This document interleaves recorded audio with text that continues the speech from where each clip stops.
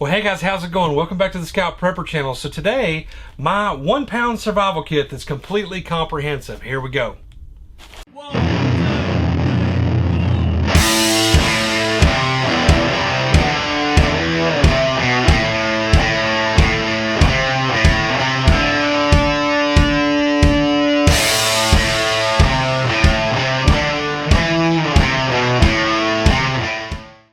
Okay, so the purpose of this project was I wanted to build, for my hunting situation, a 1 pound survival kit, all put together by me, not necessarily name brand, somebody already made it, that I could carry in my hunting pack. 1 pound, and that was the goal. It didn't matter if I really wanted the gear, but it took the weight over a pound. That was it. The ceiling was 1 pound, and I succeeded. It is a little pricey. I got some of the better gear, but I don't mind betting my life on the better gear versus the cheap gear. So this is in a Kifaru medium ultralight pullout, right? You can buy the bag from Kifaru. I'll have links to all that in the description. By the way, if you're brand new to the channel, please consider subscribing. We're always doing the emergency preparedness topics like tornado stuff, disaster stuff, earthquake stuff, survival kits, first aid kits, bug out bags, get home bags, you name it, food preparation, emergency power and generators, lots of stuff. So please consider subscribing. Again, check out the description of the video, because in there I have a link to subscribe to the channel. I have links to all this gear so that you can buy it, direct links to Amazon and things like that, and links to the affiliate stuff. So everything's in the description. That's what you need to check out. All the links you're wanting are right here. Okay, let me zoom in. I'll take everything out and I'll show you exactly what's in the kit. Okay, as I said, so we started with the Kifaru medium pullout. I went with this because it's super durable. It's actually water resistant, though it's not waterproof. If you dunked it underwater, it would actually leak. But it has a real robust zipper. You know I love Kifaru stuff. You saw my pack reviews. I have their Whoopee. I have these ultralight pullouts. I have 500D pullouts from them, so I like this. And this pullout in the size medium is only about 12 bucks. So really good value, really good bag. It has double grab straps on the end, so you can lash it to stuff. They are hollow. It has, again, real heavy zipper, and the material is out of their rhino skin stuff, so super durable. I've never torn one yet. Okay, the goal of this kit, again, everything I needed in a survival situation while I was hunting. 1 pound or less was the whole goal. Money was no object. It was a weight thing. Okay, in there to start off, a little bit of medical. I have the Adventure Medical Kids 0.5 ultralight kit. They have the 0.3, 0.5, 0.7, 0.9. This is the 0.5. Seemed to fit in the kit well, and the weight was right. I have just a $1 emergency poncho from Walmart. You can read this one. Has toilet paper and stuff like that. I've actually done a review on these little kits, these potty packs, on the channel, so check those out. They're just a couple bucks, or $1. I have a space blanket. I have a huge heat sheet, right? I'll explain everything. I'll group them in 1 second. I have 2 of the collapsible 1 liter water bags, emergency water bags for purifying water. In that, rolled up, I have a few things. Just to save space, I rolled it all up. I have 5 Aquamira water purification tablets right there. And I have a Frontier straw. Okay, so water purifier here in a straw, water tablets here that will do the bags. So water is represented there. Okay, I have a roll of Tenacious Tape. This is for fabric repair on any of my gear, tent repair, anything like that that might go out. Inside here is actually nearly half the weight of the kit. This is a huge Winger Ranger 58 knife. So this is basically a huge lockback Swiss Army knife on steroids. Has all the tools like a Swiss Army knife, but they're really big. So this is a great knife, but again, it's a lot of weight. I got it, I put it in the kit. I'm okay with it being 6.7 ounces or whatever it is, because it's more full size. So the saw is much bigger than a little Swiss Army knife. The game cleaning blade is much bigger. The different tools are much bigger. So it seemed a little more robust, especially if my life counted on it, right? So these are pretty cool, but they are kind of high at about 75 bucks. Okay, I have some Kevlar cord in there. It's stronger per its size than normal 550 cord, and it doesn't unravel quite as bad. I've liked it, and I didn't like it all the time, but so far it's pretty cool. And I've got 50 feet, so that's quite a bit. You see it goes pretty compact. I have a Petzl E-Light, which is an awesome headlamp. It has retractable cord right there, which has changed, by the way, for 2017. So buy the old ones if you like that. The other one's a strap that hangs way out instead of a little retractable cord. I have that. It has several different modes for different light settings. It has SOS.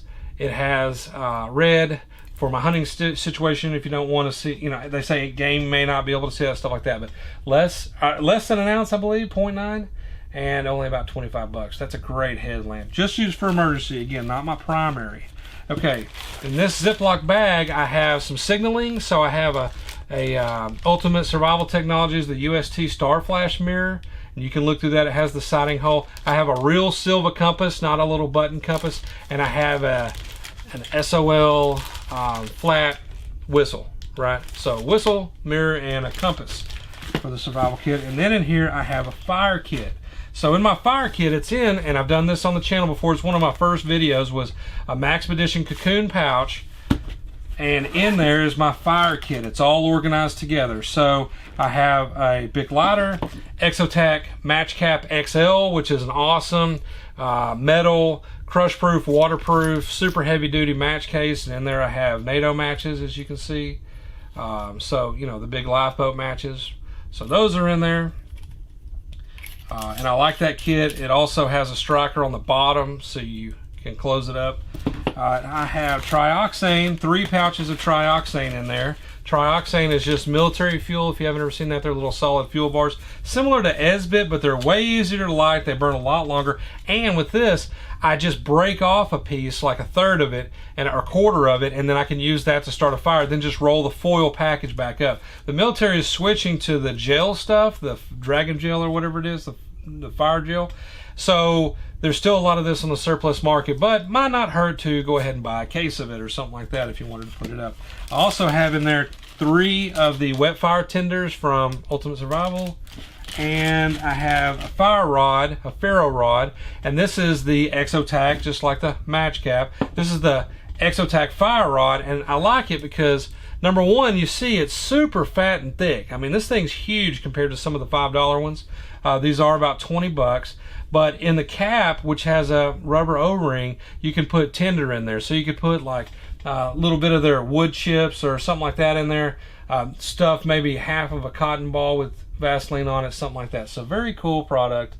And you've seen these in my fire kit before. So if you group it together, it's real kind of simple, right? You have to cover food, water, shelter, fire, things like that. Okay, so that's what I've done, right? I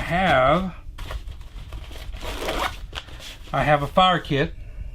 I have signaling. For shelter, I have the emergency space blanket, the little cheapo one, and that'll probably go over me, right, as a little canopy that I can rig over some branches or what have you.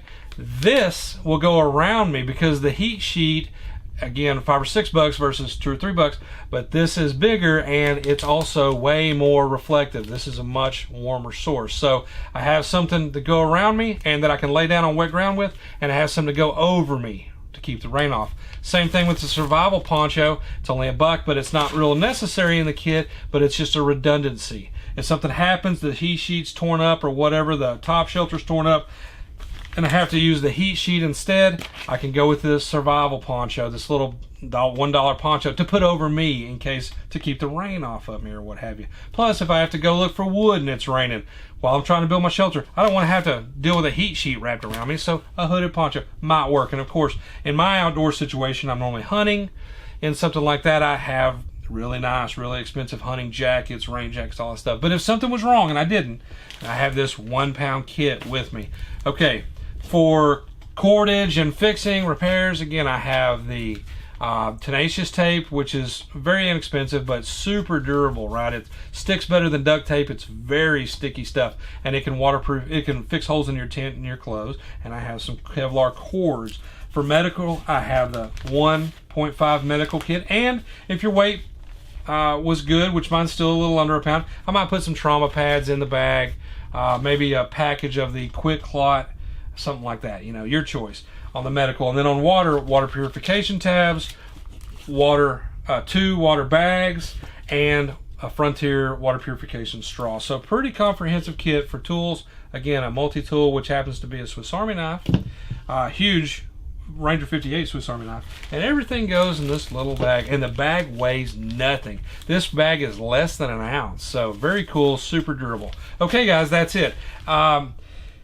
Remember that a survival kit is what you make it, but the gear is, the really valuable gear is the gear you have with you. So if you start getting into these huge 50 and 80 pound bags, which I've done before, how would you use it? You know, would it be with you when you needed it, or would you leave it behind? Would it be in the car but not on you when you needed it? Would it be with you at your tree stand or what have you? With you in the woods when you're hunting? With you in the wild when you're hunting out in the open west or something like that? Maybe, maybe not. But at 1 pound now, that can go in my day pack. Okay, even though it takes up a little space, it's the gear I need to survive. I would much rather have 1 more pound with me than die in the wilderness because I was trying to save so much weight. I didn't have what I needed for an unexpected night in the woods, an unexpected injury like an ankle break, a leg break, heaven forbid, you know, something like that where you're having to drag it on out for 2 or 3 days.